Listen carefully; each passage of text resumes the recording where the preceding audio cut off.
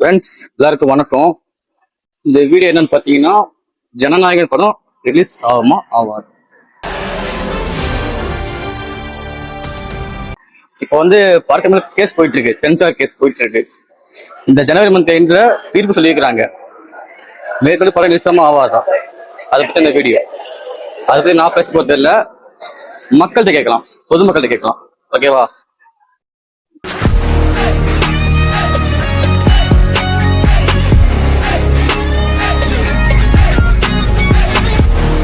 ஜனநாயகன் இப்போ ஃபைனலா ரிலீஸ் ஆகல அப்படின்ற மாதிரி ஒரு டவுட்டா போயிட்டு இருக்கு. அது மட்டும் இல்லாம ஜனவரி லாஸ்ட் வீக்ல இன்னொரு கேஸ் ஹியரிங் போறதா சொல்லிட்டு இருக்காங்க. கடைசியா பிப்ரவரியாவது இந்த படம் ரிலீஸ் ஆகுமா ரிலீஸ் ஆகாதா அப்படின்றது ஒரு கேள்விக்குறியா தான் போயிட்டு இருக்கு. ஏன்னா ஒரு பெரிய ஹீரோ படம் எந்த அளவுக்கு இது இஷ்யூ போயிட்டு இருக்கு. ஏன்னா இந்த அளவுக்கு இஷ்யூ எந்த ஹீரோக்கும் நடந்ததில்லை. கோர்ட்ல ஒரு படத்துடைய கேஸ் இந்த அளவுக்கு போயிட்டு இருக்காது அப்படின்னு நினைக்கிறதே ரொம்பவே ஆச்சரியமா தான் இருக்காங்க. அதை பத்தி நீங்க என்ன நினைக்கிறீங்க? இல்ல ஆக்சுவலா இதுவுமே தான் ப்ரோ சொல்ல வரோம். ஏன்னா இப்போ ரீசெண்டா ஒரு சென்சார் அப்படின்ற போது அந்த படத்துக்கு ஒரு தணிக்கை குழு அமைக்கிறாங்க அப்படின்னா அந்த படத்துல மெயினான சீன்ஸ் பார்த்தோம்னா ஒரு படத்துல வயலன்ஸ் இருந்தா அதுக்கு நம்மளுக்கு கட் கொடுக்கலாம். ஒரு படத்துக்கு வயலன்ஸ் இருக்குது அப்படின்னா அவங்க தணிக்கை கொடுக்கலாம். இது இப்படி பண்ணக்கூடாது, இதை இப்படி மாத்தி வைங்க அப்படின்னு சொல்லலாம். ஆனா ரொம்ப அளவுக்கு மீறி சென்சார்ல இதா இருந்துச்சுன்னா அந்த படத்தை பேன் பண்ணுவாங்க. ஓகே, ஆனா இந்த படத்தை ஒருத்தர் கையில போட்டு இவ்வளோ பெருசா இழுத்தடிக்கிறாங்க அப்படின்ற போது இது எந்த சினிமாலுமே எனக்கு தெரிஞ்சு இந்த மாதிரி நடந்த மாதிரி எனக்கு தெரியல ப்ரோ. அதுதான் இந்த படத்துக்கு நடந்துட்டு இருக்குது. இது மேபி என்ன மாதிரி சொல்றாங்கன்னா, இந்த படத்துக்கு தணிக்கை குழு பார்த்தோன்னா அவங்க கரெக்டா தான் போட்டிருக்கிறாங்க அப்படின்றது நிறைய இடத்துல சொல்லிட்டு இருக்கிறாங்க. நாங்க சென்சார்லாம் கரெக்டா தான் கொடுத்துருக்கோம். ஆனா 18ஆம் தேதி சென்சாருக்கு கொடுத்தோம் அப்படின்னாங்க.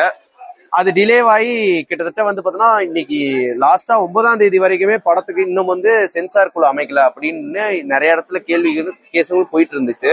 ஆனா ஒரு படம் சென்சார் கொடுக்குறாங்க அப்படின்னா அந்த படம் இவ்வளவு நாள் இழுத்தடிக்கிறது இது எனக்கு தெரிஞ்சு இது வரைக்கும் இதுதான் சென்சேஷனல் நான் யோசிக்கிறேன்.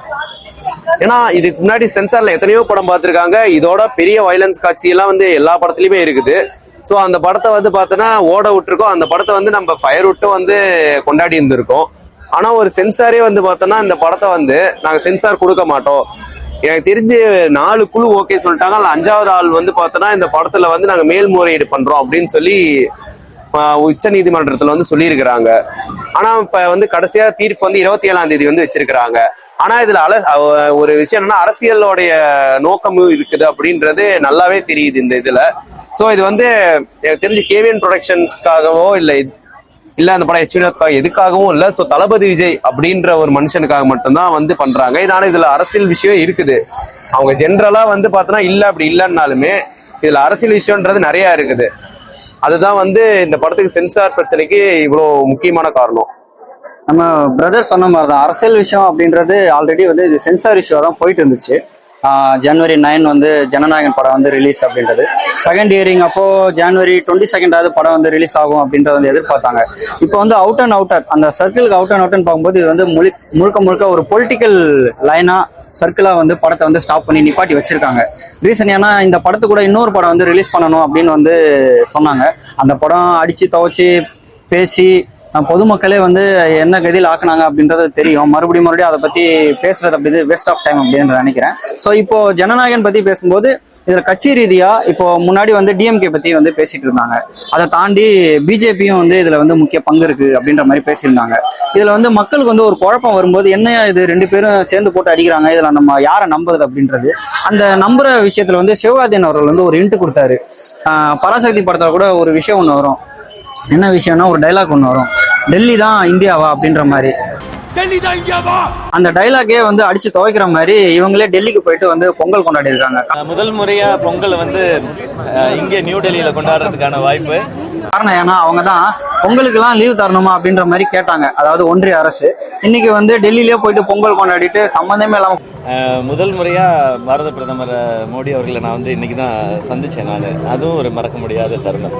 பொங்கல் இங்கே கொண்டாடி இருக்கலாம், இல்லை அந்த ப்ரொடக்ஷன்ஸ் கம்பெனியோட சேர்ந்து இங்கே படத்தை நீங்கள் எங்களை வெற்றி கொடுத்துருக்கீங்க அப்படின்னு ஃபேன்ஸோட சேர்ந்து கொண்டாடி இருக்கலாம். இல்லை ஏதாவது தமிழ்நாட்டில் தேட்டரில் போய் கொண்டாடி இருக்கலாம். சம்மந்தமே இல்லாமல் டெல்லியில் போயிட்டு கொண்டாடி இருக்காங்க. அது ஏன்னா அந்த சென்சார் இஷ்யூக்கு ஏஎல் முருகன் அப்படின்றது ஓரளவு ஹெல்ப் பண்ணதா சொல்லிட்டு இருக்காங்க. நான் சொல்லலை, வெளி வட்டாரத்துல வந்து பேசிட்டு இருக்காங்க. அமைச்சர் எல்முருகன் சார் அவர்கள் வந்து இன்வைட் பண்ணியிருந்தாங்க, இங்க எல்லாரும் இந்த கல்ச்சர் எப்படி கொண்டாடுறாங்கன்றதை நீங்களும் வந்து பார்க்கணும்னு சொல்லி. அது மட்டும் இல்லாம இப்போ சென்சார் இஷ்யூக்கு இவங்கெல்லாம் மறுபடியும் ஜனநாயகன் படத்தை வந்து ஸ்டாப் பண்ணாங்களா அப்படின்ற மாதிரி இருக்கு. அது மட்டும் இல்லாம அடிஷ்னலா இந்த படம் ஏன் ரிலீஸ் ஆகல அப்படின்றது மேலோட்டமா இருக்கு. அதாவது நம்மளுக்கு கிடைச்ச விஷயம் வரைக்கும் இந்த படத்துல ஜனநாயகன் படத்துக்கு ட்ரெய்லர் ரிலீஸ் ஆயிருந்துச்சு, டீசர் லைட்டா ரிலீஸ் ஆயிருந்துச்சு, லிரிக்ஸோட பாட்டு ரிலீஸ் ஆயிருந்தது. அதுல வந்து குறிப்பா ஒரு ராவணன் மாவண்டா அப்படின்ற ஒரு பாட்டு ஒண்ணு இருக்கு.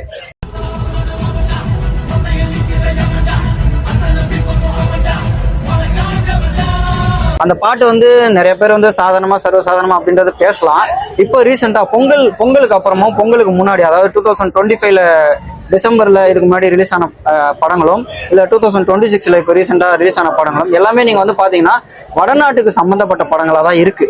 நீங்க ஜெய் ஸ்ரீராம் அப்படின்ற மாதிரி பேசுற மாதிரி நீ படம் எடுத்தனா உனக்கு சென்சார் போர்ட்ல எந்தவித இடைஞ்சலும் இல்லாம நான் படத்தை நான் ரிலீஸ் பண்றேன். அது மட்டும் இல்லாம நிறைய லக்ஸுரி தியேட்டர்ஸ், ஐநாக்ஸ், பெரிய பெரிய பிவிஆர் தியேட்டர்ஸ் நார்த்லயும் நான் உனக்கு வந்து படத்தை நான் ரிலீஸ் பண்ணி ஒரு 500 கோடி பிளஸ் இல்ல 1000 கோடி நெருங்குற மாதிரி உனக்கு நான் படத்தை வந்து நான் கலெக்ஷன் வந்து ஹெல்ப் பண்றேன் அப்படின்ற மாதிரி தான் ஒன்றிய அரசு வந்து பண்ணிட்டு இருக்கு. இதுல முக்கியமா ராவண மாவண்டா அப்படின்னு வரும்போது இந்த பாட்டை வந்து யங்ஸ்டர்ஸ் வந்து நிறைய பேர் வந்து கேட்பாங்க, நிறைய பேர் வந்து முணுமுணுப்பாங்க. அப்படின்னா இது வந்து பெரியவங்களுக்கு தெரியும், அவங்க வந்து தேவையில்லாத டிபேட் அப்படின்றதெல்லாம் பண்ண மாட்டாங்க. இப்ப யங்ஸ்டர்ஸ் அந்த பாட்டை வந்து முணுமுணுக்கும் போது அவங்க சாதாரணமா வந்து முணுமுணுக்க மாட்டாங்க. போற இடத்துலலாம் வாட்ஸ்அப் ஸ்டேட்டஸ்ல வைக்கிறது, பாட்டு கேட்கறது, பஸ்ல போகும்போது கேட்கறது, கார்ல போகும்போது கேட்கறது, தியேட்டர்ல வரும்போது அந்த பாட்டு வந்துச்சுன்னா வந்து கரகோஷம் போடுறது அப்படின்னு அது என்ன ராவண மாவண்டா அப்படின்ற வந்து யோசிக்க ஆரம்பிப்பாங்க. அதுவே வந்து நிறைய விஷயத்த வந்து தாட்ஸ் வரும். அதுல முக்கியமான ஒரு விஷயம், வடநாட்டுல இருந்து நம்ம இந்திய வடநாட்டுல இருந்து நிறைய பேர் அங்க இருந்து நம்ம தமிழ்நாட்டு வந்து உழைக்க வராங்க. அதாவது ஹிந்தி பேசுறவங்க வடநாட்டுல இருக்கவங்க. அப்ப அவங்களும் வந்து ஜனநாயகம் படம், ஜனநாயக இஷ்யூக்குள்ள வந்து ஒரு சாதாரணமா பேச ஆரம்பிச்சாங்கன்னா என்ன இது அப்படின்ற மாதிரி பேச ஆரம்பிச்சாங்கன்னா அப்ப வந்து அவங்களுக்கும் புரிய ஆரம்பிக்கும். ஒருவேளை இதெல்லாம் அவங்க பின்பற்றுவாங்க அப்படின்றத சொல்லிட முடியாது கண்மூடித்தனமா. ஸோ இதை வந்து அந்த டிபேட்டுக்குள்ள அந்த சர்க்கிள்குள்ள வரதே இவங்களுக்கு வந்து ஒரு தயக்கமா இருக்கும். சரி இதெல்லாம் வந்து லாக் பண்ணணும் அப்படின்ற மாதிரி ஃபியூச்சர்ல நம்ம பாலிடிக்ஸ்க்கு வந்து ஏதாவது ப்ராப்ளமா இருக்கும் அப்படின்ற மாதிரி ஒரு செஸ் போர்டு காயின் கேம் மாதிரி பராசக்தி படத்தை ஜனநாயகன் வச்சு தடுத்து நிப்பாட்டினாங்க. பராசக்தி படத்தை வந்து வேற மாதிரி வந்து மக்களே வந்து நிப்பாட்டிட்டாங்க. இப்ப ஜனநாயகன் இன்னொரு காயின் வந்து அவங்களுக்கு கிடைச்சிருக்கு. இந்த காயினை எந்த அளவுக்கு ஒன்றிய அரசு சார்பில் அவங்க சென்சார் போர்டு மூலியமா வச்சு நகர்த்தணுமோ அந்த அளவுக்கு வந்து நகர்த்திட்டே இருப்பாங்க. வேற ஏதாவது விஷயம் நினைக்கிறீங்களா? ஆமா கண்டிப்பாங்க சார். இப்ப இதே நீங்க வந்து பாத்தீங்கன்னா கூட வர பராசக்தி படத்துக்கு வந்து பாத்தோம்னா சென்சார் வந்து 8ஆம் தேதியே போட்டு கொடுத்துட்டாங்க. நம்ம ப்ரெடிக்ட் பண்ண விஷயமாவே இருந்தாலுமே படத்துக்கு 8ஆம் தேதியே சென்சார் போட்டு கொடுத்துட்டாங்க. நீங்க நியாயமா வந்து பாத்தீங்கன்னா இந்தி திணிப்புக்கு எதிரான வந்து படம் தான் வந்து பார்த்தோன்னா பராசக்தி. அந்த படத்துக்கு சென்சார் ஈஸியா கிடைச்சிருது. அப்போ இதுல வந்து என்ன தெரியுது அப்படின்னா ஒன்றிய அரசும் வந்து பார்த்தோன்னா இதுக்கு வந்து பார்த்தோன்னா துணை போயிருக்குது அப்படின்றத சொல்லி ஆகணும். அது வந்து நிறைய இடத்துல வந்து இன்ட்டு கொடுத்துருக்காங்க. இப்ப நீங்க நினைச்சீங்க அப்படின்னா ஹிந்தியில வந்து துரந்தர் அப்படின்னு ஒரு படம் இப்ப ரீசெண்டா வந்திருந்தது. அந்த படத்துல பாத்தீங்க அப்படின்னா தாஜ் அட்டாக் ஹோட்டல்ல நடந்த அந்த ஒரு கொடூர சம்பவம் வந்து பார்த்தோன்னா ஒரு ஃபுட்டேஜாவே காட்டியிருப்பாங்க. இத்தனைக்கும் ஒரு ரேர் வீடியோ தான் அது. அந்த வீடியோஸ் வந்து பார்த்தோன்னா அந்த படத்துல வந்து டெலிகாஸ்ட் பண்றாங்க. அவங்க என்னதான் ஏ சர்டிபிகேட் போட்டு கொடுத்தாலுமே கூட வந்து பார்த்தோன்னா இதுல வந்து ஃபேமிலி ஆடியன்ஸ் பாக்குறவங்க நிறைய பேர் வந்தாங்க. அந்த படத்துக்கு வந்து ஃபேமிலி ஆடியன்ஸுமே நிறைய சப்போர்ட்ஸ் இருந்துச்சு. ஸோ அப்ப பார்க்கும்போது வந்து இந்த மத உணர்வு இப்ப வந்து ஜனநாயகன் சொல்லியிருக்காங்கல்ல, இந்த படத்துல மத உணர்வு தூண்டுற மாதிரி நிறைய காட்சிகள் இருக்குது. அதனால நாங்க இந்த படத்துக்கு சென்சார் கொடுக்க மாட்டோம் அப்படின்ற மாதிரி சொல்றாங்கல்ல. இந்த படத்துல இருந்த அளவுக்கு இந்த படத்துல அவ்வளவு பெருசா இருந்ததான்னு எனக்கு தெரியல. இதேதான் அன்னைக்கு வந்து விஸ்வரூபம் படத்துக்கு வரும்போது வந்து பார்த்தோம்னா நடிகர் கமலஹாசன் அவர்கள் வந்து இந்த பிரச்சனையில சந்திச்சாரு. சோ இப்ப வந்து தளபதி விஜயும் இந்த பிரச்சனையை வந்து சந்திச்சுட்டு இருக்கிறாரு. ஆனா இதனால வந்து பார்த்தோன்னா தொழில் பாதிப்பு வந்து பார்த்தோன்னா சினிமாவுக்கு தான் வந்து அடிக்குது அப்படின்றத உண்மை. ஏன்னா இன்னைக்கு நிறைய படம் சென்சார்ல படம் பார்த்து அடிக்கிறாங்க. ஆனா ஒரு விஷயம் என்னன்னா சென்சார்ல வந்து பார்த்தோன்னா உண்மையாலேயே மிச்சர் சாப்பிட்றவங்க தான் அதிகமா இருக்கிறாங்க. அவங்களுக்கு சினிமா நாலேஜ்ன்றது இருக்குதா இல்லையா என்னன்றது தெரியல. ஏன்னா இப்ப நீங்க ரீசெண்டா வர படம் பாருங்களேன், எத்தனையோ படத்துல வயலன்ஸ் இருக்கு, எத்தனையோ படத்துல வந்து பார்த்தோன்னா மத உணர்வு யூ சர்டிபிகேட்ஸ்ல வந்த படத்துலயே இந்த மாதிரிலாம் நிறையவே வந்திருக்குது. சோ அந்த படத்துக்கு அவங்க பெருசா பாக்குறதும் இல்லை, கண்டுக்கிறதும் இல்லை. ஆனா இத வந்து ஒரு ரீசனா சொன்னா இது ஜென்ரலான ஆடியன்ஸ் யாராலும் நம்ப முடியுதா? நீங்களே சொல்லுங்க. ஜென்ரலான ஆடியன்ஸ் வந்து பார்த்தோன்னா இப்ப இந்த படத்துக்கு இப்ப அவங்க என்ன சொல்றா ஏ சர்டிபிகேட் கொடுத்து நாங்க இந்த படத்தை ரிலீஸ் பண்ணணும்னா பண்ணிக்கலாம், ஓகே. இப்ப இது அவருடைய ஃபேர்வெல் பிலிம் அப்படின்றதுனால யூ/ஏ எல்லாம் கொடுத்தாகணும். இப்ப நீங்க யூ/ஏ கொடுக்கற அளவுக்கு தான் இந்த படம் இருக்குது அப்படின்றாங்க. இப்ப நீங்க ஏ போற மாதிரி இருந்தா இந்த படத்துல அந்த அவ்வளவு பெருசா ஒண்ணும் இருந்திருக்காது. இப்ப வயலன்ஸ் நீங்க எடுத்துக்கிட்டீங்கன்னா எத்தனையோ படங்கள் இருக்குது. சோ இதுல வந்து நீங்க பராசக்தியும் வந்து பாத்தீங்கன்னா அதே டைம்ல தான் சென்சாருக்கு அனுப்புனாங்க. ஆனா பராசக்திக்கு சீக்கிரமா வந்துருச்சு, பராசக்தி ரிலீஸ் ஆகாதுன்னு சொல்லிட்டு இருந்தாங்க. ஆனா இவங்க நாடகம் வந்து பாத்தீங்கன்னா எப்படியோ 9ஆம் தேதிக்குள்ள இவங்களுக்கு சென்சார் வந்துடும், 10ஆம் தேதி இந்த படத்தை ரிலீஸ் பண்ணிடுவாங்க அப்படின்னு நினைச்சதே தான் நடந்தது. ஆனா அப்பதான் வந்து தெரியுது ஆளும் கட்சியும் ஒன்றிய அரசும் இதை வந்து பிளான் போட்டு பண்ணியிருக்குதுன்ற மாதிரிதான் வெளி வட்டாரத்துல இருந்து எல்லாரும் சொல்றாங்க. எங்களுக்குமே வந்து பார்த்தோன்னா அப்படிதான் வந்து தெரிய வருது. ஏன்னா எல்லா படத்துக்கும் சென்சார் பாக்குறாங்க, எல்லாருக்குமே சென்சார் போர்டு வந்து ஒரு சர்டிபிகேட்ஸ் வந்து கொடுக்குறாங்க, ஓகே. ஆனா இப்ப ஜனநாயகனுக்கு இழுத்தடிக்கிறாங்க. அது வந்து அவங்க பேரு என்ன, ஆஷாவா ப்ரோ? ஆஷா மேடம் வந்து சென்னை ஹைகோர்ட்ல இருந்து ஆஷா மேடம் இந்த படம் பார்த்துட்டு அவங்களும் வந்து தீர்ப்பு சொல்லியிருக்கிறாங்க, இந்த படத்துக்கு யூபிஐ சர்டிபிகேட் கொடுக்கலாம் அப்படின்ட்டு சொல்லியிருக்கிறாங்க. சொல்லி படத்தை வந்து அவங்களுக்கு சென்சார் கொடுத்துடலாம் அப்படின்னு சொல்லியும் மறுபடியும் வந்து அந்த ரிவிஷன் கமிட்டி வந்து இந்த படத்தை வந்து மேல்முறையீடு பண்றேன் அப்படின்னு டெல்லி கோர்ட்ல வந்து பார்த்தோன்னா சொல்லியிருக்கிறாங்க. இந்த படத்துக்கு வந்து நாங்க கால அவகாசம் வேணும், 23ஆம் தேதி வரைக்கும் எங்களுக்கு டைம் வேணும் அப்படின்னு சொல்லியிருக்காங்க. 23ஆம் தேதி அந்த படத்தை வந்து அதுக்கு இன்னொன்னு சொன்னாங்க மேட்னஸ் என்னன்னா, இந்த படத்துக்கு எப்படி வந்து நீங்க ரிலீஸ் டேட் கொடுத்தீங்க அப்படின்னு எல்லாரும் வந்து கேட்க ஆரம்பிச்சாங்க. படம் சென்சார் கொடுக்கல, ஆனா எதுக்காக ரிலீஸ் டேட் கொடுத்தீங்க அப்படின்றாங்க. இப்ப எல்லா படத்துக்குமே வந்து பார்த்தா ரிலீஸ் டேட் கொடுத்துதான் வந்து சென்சார் கொடுக்கணும்னு இருக்கான்னு எனக்கு தெரியல. அப்படிதான் சொல்றாங்க, சென்சார் போர்டு சொல்லி தான் அந்த படம் ரிலீஸ் பண்ணணும். அப்படி ஒரு ரூல் அப்படின்றது ஒண்ணு கிடையாது. ஏன்னா அவங்களுடைய ரூல் என்னன்னா, ஒரு 60 நாளுக்குள்ள, அதாவது சென்சார் போர்டுக்கு ஒரு படம் வந்து கொடுத்து 60 நாளுக்குள்ள நான் இப்ப நான் தான் சென்சார் போர்டு டீம் அப்படின்னா என்கிட்ட படங்கள் வந்து வருது அப்படின்னா 60 நாளுக்குள்ள நான் அந்த படத்தை எப்ப வேணா பார்த்துட்டு நான் உங்ககிட்ட கொடுக்கலாம் அப்படின்ற மாதிரிதான் ரூல் இருக்கே தவிர, நீங்க வந்து ரிலீஸ் டேட் போட்டுட்டு நீங்க எங்ககிட்ட படத்தை கொடுக்க கூடாது அப்படின்ற ஒரு ரூலே வந்து கிடையாது. அவங்க வேணா திருப்பி கேட்டிருக்கலாம், நீங்க ரிலீஸ் டேட் போட்டதுக்கு நாங்க பொறுப்பு இல்ல, படத்துல வந்து நிறைய இஷ்யூஸ் இருக்கு அப்படின்ற மாதிரி லாக் பண்றாங்க. அது மட்டும் இல்லாம நான் ஆல்ரெடி சொன்ன மாதிரி இது ஒரு செஸ் போர்டு காயின் கேம் மாதிரி தான் வந்து நகர்த்துறாங்க. இப்ப விஜய் வந்து ஏன் லாக் பண்ணிருக்காங்க அப்படின்னா, இது அவருடைய வந்து கடைசி படம் அப்படின்றத அவரும் சொல்லிட்டாரு, மக்களுக்கும் வந்து இது தெரிஞ்சிருச்சு. ஸோ இந்த நேரத்துல ஒரு பொலிட்டிக்கல் சைட்ல வந்து ரொம்ப ஸ்ட்ரெயிட் அண்ட் ஃபார்வர்டா அவர் வந்து இங்க இருக்கிற ஆளும் கட்சியும் பேசிட்டு இருக்காரு, ஒன்றிய கட்சியும் வந்து பேசிட்டு இருக்காரு. அது மட்டும் இல்லாம இந்த காயினை வச்சு விஜய் அவர்கள் வந்து எந்த அளவுக்கு குறைச்சல் கொடுக்க முடியும். இப்ப ரீசெண்டா வந்து சிபிஐ என்கொயரி கூட பண்ணாங்க. அந்த சிபிஐ என்கொயரி மூலயமா இவர் வந்து நம்ம கூட என்டிஏ கூட்டணியில நம்ம கூட வந்து இணைவாரா அப்படின்ற மாதிரி கூட அலசி பார்த்தாங்க, அந்த காயினை வச்சு நகர்த்தி பார்த்தா. ஆனா இவர் வந்து எதுக்குமே வந்து மசையில. விஜயோட சைலன்ஸ்ன்னு ஒண்ணு இருக்கு, அந்த சைலன்ஸை வச்சுக்கிட்டு இவங்க வந்து இவர் அமைதி காக்கிறதுக்கு பின்னாடி இந்த இதெல்லாம் இருக்கு அப்படின்ற வந்து கட்டுக்கதைகள் வந்து விட்டுட்டு இருக்காரு. கட்டுக்கதைகள்னு ஒண்ணு வரும்போது கொஞ்சம் மாசத்துக்கு முன்னாடி நம்ம தமிழ்நாட்டிலேயே நிறைய யங்ஸ்டர்ஸும் ஃபேமிலிஸும் சரி ஒருத்தவங்களோட குறிப்பிட்ட ஒரு யூடியூப் சேனலை பார்த்துட்டே இருந்தாங்க. நான் யாரை சொல்றேன்னா, சவுக்கு சங்கர் அவர்கள். அது வந்து முன்னாடி வந்து பார்த்துட்டு இருந்தாங்க. இப்போ ரீசெண்டா அவருடைய யூடியூப் சேனல்ல பாக்குற வியூஸ் வந்து கொஞ்சம் குறைஞ்சிருக்கு. அது மட்டும் இல்லாம அவங்களுடைய கமெண்ட்ஸ்ல வந்து, நான் சொல்லல, கமெண்ட்ஸ்ல வந்து சொல்லிட்டு இருக்காங்க, இவர் வந்து யாருக்கோ வெளியே போயிட்டாரு அப்படின்றது. இவர் அவருடைய, அதாவது சிம்பிளா என்னன்னா, சவுக்கு சங்கர் இப்ப கொடுத்த இருக்கிற அசைன்மெண்ட் என்னன்னா, விஜய் அவர்களை என்டிஏ கூட்டணியில சேர்க்கணும் அப்படின்ற மாதிரி தான் வந்து பேசிட்டு இருக்கு. அவருக்கு சவுக்கு சங்கருக்கு டிஎம்கே தோக்கணும், அதே மாதிரி அதுக்கு அகேன்ஸ்டா யாரு வந்து யாரு கூட கூட்டணி சேர்ந்தாலும் அதை பத்தி அவருக்கு வந்து கவலை இல்லை அப்படின்ற மாதிரி தான் சவுக்கு சங்கர் வந்து பேசிட்டு இருக்காரு. அதுவும் ரீசெண்டாவோ பல நாட்கள் முன்னாடியோ வந்து விஜய் அவரோட கட்சியை பத்தி விமர்சனம் பண்ணியிருந்தாரு. விஜய்க்கு வந்து பொது சின்னம் கிடைக்கிறதுக்கே வந்து வாய்ப்பே இல்லை, 234 தொகுதியில 234 சின்னம் தான் கிடைக்கும், அந்த சின்னத்தை அவங்க வந்து மக்கள்கிட்ட எடுத்துட்டு போயிட்டு சேர்த்து மறுபடியும் ஓட்டு போட வைக்கிறதுக்கே வந்து ரொம்ப கஷ்டமா இருக்கும் அப்படின்றது. இப்ப அது வந்து தவிடுபடி ஆக்கி ஒரு 2-3 நாளைக்கு முன்னாடி விஜய் அவர்கள் வந்து பொது சின்னம், விசில் சின்னம் வந்து கொடுத்துருக்காங்க. இப்ப சவுக்கு சங்கர் வந்து இப்ப என்ன சொல்ல போறாரு, என்ன சொல்லுவாரு அப்படின்னா, மாலதி நீங்க ஏதாவது பாயிண்ட் வச்சிருக்கீங்களா அப்படின்ற மாதிரி தான் கமெண்ட் அடிச்சு பேசுவார்னு நினைக்கிறேன். உண்மை தல. ஏன்னா சவுக்கு சங்கர் பத்தி நம்ம எல்லாத்துக்குமே தெரியும், அவர் யூடியூப் சேனல் பாக்குற எல்லாருக்குமே நம்மளுக்கு தெரியும், அவரு எந்தெந்த டைமுக்கு எப்படி பேசுவாரு அப்படின்னு. அது மட்டும் இல்லாம சவுக்கு சங்கர் மக்கள் பிரச்சனையை பேசுற வரைக்கும் மக்கள் வந்து அவங்கள வாட்ச் பண்ணிட்டு இருந்தாங்க. அந்த யூடியூப் சேனல்லையும் அவங்க 3 பேரையும் மக்கள் பிரச்சனையை பேசாம நகர்ந்து போயிட்டு யாரு கூட சேரணும் அப்படின்றத வந்து இவர் வந்து பர்சனலா முடிவெடுக்கும் போது அந்த மாதிரி மாறுதுன்னு நினைக்கிறேன். ஆமா ப்ரோ, நிச்சயமா இருக்கு.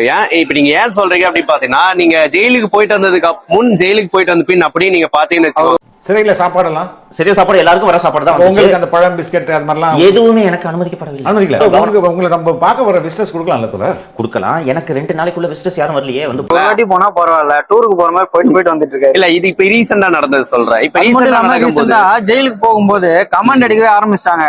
போயிட்டு வாத்தல, சும்மா டூருக்கு போற மாதிரி போயிட்டு வந்துட்டே இருக்க, எங்களுக்கு வேற வேலை வெட்டியே இல்லையா? ஜெயிலுக்கு போறதுக்கு முன்னாடி உங்க வீட்டுக்கு வாசல் முன்னாடி போலீஸ் ஒரே வார்த்தை தான் வச்சுட்டு நீங்க உட்காந்துக்கிறீங்க, எங்களுக்கு வேற வேலை வெட்டியே இல்லையா அப்படின்ற மாதிரி கமெண்ட் அடிக்க ஆரம்பிச்சிட்டாங்க. சவுக்கு சங்கர் விடுதலை பெற்றார், சவுக்கு சங்கர் மீண்டும் கைதானார் அப்படின்னு அது ஒரு வலைத்தளங்கள்ல ஒரு மீம்ஸாவே போட்டாங்க. கைதாகிறதுக்கே ப்ரோமோ விட்டுட்டு இருக்காங்க இப்பெல்லாம். அந்த மாதிரிதான் போய்கிட்டு இருக்குது. ஆனா இப்ப இந்த விசில் சின்னம் கிடைச்சதுக்கும் வந்து பார்த்தோன்னா அவர் என்ன வீடியோ போடவே இல்லை. இவர் மட்டும் இல்ல, இத வச்சு பொழப்பு நடத்துறாங்கன்னு ஒண்ணு சொல்றாங்க பாத்தீங்களா? அவர் பேர் வந்து பார்த்தோம்னா அதாவது விஜய் அவர் மேல 1000 விமர்சனம் இருக்கும். ஆனா நாங்க வந்து திமுகவை எதிர்ப்போம். ஆனா வந்து பாத்தோம்னா அவங்க படத்துக்கு நாங்க பெய்டு ரிவ்யூ எல்லாம் பண்ணுவோம் அப்படின்னு சொல்லி ஒருத்தர் சுத்திட்டு இருக்கிறாரு. அது யாருன்னு நேரம் கெஸ் பண்ணுங்க. சாட்டை எடுத்து நாட்டை திருத்தா, அதான் சாட்டை எடுத்து நாட்டை திருத்த அப்படின்னு ஒருத்தர் இருப்பாரு. சோ அவர் வந்து பாத்தீங்கன்னா இந்த விசில் சின்னத்துக்கு வந்து சொல்லிட்டு இருக்காரு, குப்பாண்டி காலங்காத்தால குப்பாண்டி வரது சின்னத்தை எடுத்து வச்சுக்கிட்டு இதை வச்சுட்டு நீங்க வந்து சின்ன ஆக்கிட்டீங்கன்னா என்னடா இதெல்லாம் லாஜிக்? அது மட்டும் இல்லாம சாட்டை துரைமுருகனை பத்தி ஏதாவது பேசும்போது சாட்டை துரைமுருகன் விஜய்க்கு அகேன்ஸ்டா பேசுறாரு, அதனால நம்ம வந்து சாட்டை துரைமுருகன் நம்ம சப்போர்ட் பண்ணோம் அப்படின்ற இங்க நிறைய பேர் வந்து பேசிட்டு இருக்காங்க. அதுக்கு அந்த மாதிரி பேசுறது வந்து உங்களை நீங்களே ஏமாத்திருக்குதான் சமம் நான் நினைக்கிறேன். ஏன்னா இங்க விஜய் அவர்கள் அரசியல் வரதுக்கு முன்னாடின்னு வச்சுப்போம், சாட்டை துரைமுருகன் விஜயை பத்தி எந்த அளவுக்கு பேசிட்டு இருந்தார் அப்படின்னு உங்களுக்கே தெரியும். இறங்கி நடிச்சிருக்காரு விஜய் வந்து இதுல வந்து இறங்கி ஒரு சூப்பர் ஸ்டாருக்கான எல்லா தகுதிகளும் உள்ள நடிகர். உண்மையில சொன்ன சூப்பர் ஸ்டார் தான். இந்த படத்தை பார்த்த பிறகு சூப்பர் ஸ்டார் விஜய்னே அடுத்த படத்துல போடலாம். அதுக்கு முன்னாடி ரஜினி அவர்கள் அரசியல் வர போறேன்னு சொல்லியிருந்தாரு. அவர் ஜெயிக்கிறாரு ஜெயிக்கல, அவர் கட்சி வந்து கலைச்சிட்டாரு, கட்சி ஆரம்பிக்கல, கட்சி வந்து ஆரம்பிக்கல அப்படின்ற மாதிரி லெட்டர் பேர்லாம் விட்டாரு அப்படின்ற மாதிரி சொன்னாரு. அப்படின்னா ரஜினி அவர்களை எவ்வளவு தலைகுறவா பேசினாரு அப்படின்னா இது வரைக்கும் கமல் ஃபேன்ஸ் கூட அப்படி பேசியிருக்க மாட்டாங்க, விஜய் ஃபேன்ஸ் கூட அப்படி பேசியிருக்க மாட்டாங்க. ரஜினியை கேவலமா பேசினாரு. என்ன பேசினாருன்னா, இந்த முண்ட வெண்ட கலப்ப ரஜினிகாந்த் தெரியுமா? சொல்லு, ஏதாவது தெரியுமா? சொல்லு, ஏதாவது எழுதணும். உன்னையெல்லாம் உங்க ஆத்தா கன்னிப்பால் விட்டு கொண்டிருந்தா இந்த நிலைமை இருக்காரு. உங்க ஆத்தா சங்க அடிச்சு போட்டுவோம். சங்க என்ன மராட்டிய மண்ண பிழைச்ச பிரதேச நாய், கர்நாடகாவில் பிறந்த நாய் தமிழ்நாட்டில் வந்துகிட்டு ஒரு தமிழனை கைது செய்யணும், கட்சியை தடை பண்ணணும். மொத்தா சங்காத்து போடுவோம், மொத்தா சங்காத்து போடுவோம், மொத்தா சங்காத்து போடுவோம், சங்காத்து போடுவோம். ரஜினிகாந்த் ரசிகர்கள் உங்க பத்திரமா வீட்டுக்கு வந்துக்க, வெறி பிடிச்சு நிக்கிறோம். உன் மண்டல இருக்கிற மண்ட ஓட்ட காட்டிட்டு போயிருவோம். நம்ப முடியுமா என்னன்னு தெரியல, அவரெல்லாம் சின்ன வயசுல கள்ளிப்பால் ஊத்தி கொண்டு இருக்கணும் அப்படின்னு சாட்டை துரைமுருகன் ஓப்பன் ஸ்டேஜ் போட்டு பேசுறாரு. அவர் அதை பத்தி பேசினது பார்த்தாது அவருடைய பொண்ணுங்களை பத்தி தவறுதலா வந்து பேசுறாரு. மருமகன் தனிச்சு ஒரு பொண்டாட்டி கட்ட ஊர்ல இருக்கிற பொண்டாட்டி படம் கட்டி அமலாப்பா தாலி வந்து அத்தனை போய் தாலி ஆத்துக்கிட்டு இருக்கான். ஆனா கண்டிக்க வக்கல உன் மக சௌந்தர்யா கல்யாணம் கொடுத்த கல்யாணம் கட்டி கொடுத்தது வந்து தாலி எடுத்து வந்து எவன் கூட இருக்கானே தெரியல. ஆனா கண்டிக்க வக்கல உனக்கு. உன் மக மூத்த மருமகத்தை ஐஸ்வர்யாவுக்கு பிறந்த பிள்ளை யாருன்னு எங்க அண்ணன் சிந்து ஒரே ஒரு பேட்டி கொடுத்தாங்கன்னா ஒட்டுமொத்த குடும்பம் நாண்டுகிட்டு தானே சாகணும், நாண்டுகிட்டு சாகணும்டா. கல்யாணம் முடிஞ்சு 6 மாசத்துல பிள்ளை பத்துவாங்க அவன் மக, ரஜினிகாந்த் மக. அந்த வார்த்தையை வந்து பல பேருக்கு முன்னாடி யூடியூப் சேனல்லே சொல்ல முடியாத வார்த்தைகள், என்னாலேயே சொல்ல முடியல அப்படின்னா அவர் பொது வெளியில ஸ்டேஜ் போட்டு பேசாருன்னா. சோ இவர் வந்து விஜய்க்கு அகேன்ஸ்டா பேசுறதுனால, நீங்க சாட்டை துரைமுருகனுக்கு நீங்களா சப்போர்ட் பண்றதுனால உங்களை நீங்களே ஏமாத்திக்கிறது தான் சமம். ஏன்னா நீங்க விஜய்க்கு வந்து பிடிச்சா நீங்க ஓட்டு போடுங்க, பிடிக்கலாம் நீங்க ஓட்டு போடாதீங்க, அது உங்களோட விருப்பம். ஆனா விஜய இங்க யாரெல்லாம் அகேன்ஸ்டா பேசுறாங்களோ நான் கண்மூடித்தனமா சப்போர்ட் பண்றேன் அப்படின்றது வந்து கொஞ்சம் முட்டாள்தனமா அப்படின்ற மாதிரி இருக்கு. அது வந்து சாட்டை துரைமுருகன் விஷயத்துல கரெக்ட் தானே? Correct bro. இப்போ coming to the point of ஜனநாயக இஷ்யூஸ். ஆனா இப்போ ஜனநாயக இஷ்யூஸ் பொறுத்த வரைக்கும் நிறைய பேர் இன்னைக்கு சினிமா, இப்ப அரசியல்னு கூட நீங்க விட்டுருங்க, இது வந்து ஒரு திரைப்படம், அவருடைய கடைசி படம். இது கடைசி படம்ன்றதை தாண்டி ஒரு சென்சாரே ஒரு படத்தை வந்து வெளியிடக்கூடாது அப்படின்றதுக்காக அவங்க பிளான் பண்ணி பண்ண ஒரு விஷயம். ஆனா இதுக்கு முன்னாடி வந்து பார்த்தோம்னா சென்சார்ல நிறைய பேர் வந்து அந்த பிரச்சனையால பாதிக்கப்பட்டிருக்காங்க. ஆனா எந்த நடிகருமே வந்து பார்த்தோம்னா இவருக்கு ஒரு ஆறுதலும் சொல்லல, இவருக்கு ஒரு விஷயம் எதுவுமே தெரிவிக்கல. அதாவது இந்த மாதிரி நடந்துருச்சு அப்படின்னா இது மொத்த சினிமாவுக்குமே வந்து பார்த்தோன்னா ஒரு அவப்பரணம் தான். ஆனா அந்த நேரத்துல யாருமே வந்து சொல்லல. ஆனா ஒரு சில நட்சத்திரங்கள் வந்து பார்த்தோன்னா அவங்களுடைய கருத்தை பதிவிட்டாங்க.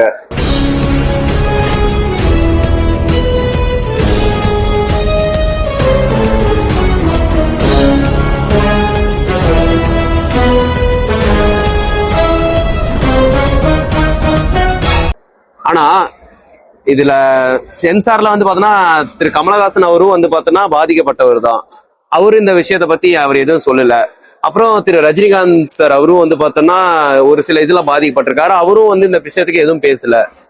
அப்போ இதெல்லாம் வந்து பேசலன்ற போது நீங்க அரசியல் விஷயம் அது உங்களுடைய பர்சனல் விஷயம் ஓகே, ஆனா சினிமா விஷயத்துக்கு யாருமே ஒருத்தரும் எந்த நடிகரும் குரல் கொடுக்கல அப்படின்ற போது உண்மையாலுமே மனசு வருத்தமா தான் இருக்குது. ஏன்னா இது ஒரு நடிகருக்கு ஒரு நடக்கிறதோ இல்லையோ, இது ஒரு சினிமாவுக்கு நடக்கிற ஒரு பிரச்சனை. ஒரு சென்சார் போர்டு வந்து இந்த அளவுக்கு இறங்கிட்டாங்களோ அப்படின்ற ஒரு லெவலுக்கு இறங்கின ஒரு விஷயம். ஆனா இதுக்கு வந்து எந்த ஒரு நடிகரும் வந்து சமர்ப்பணம் பண்ணல.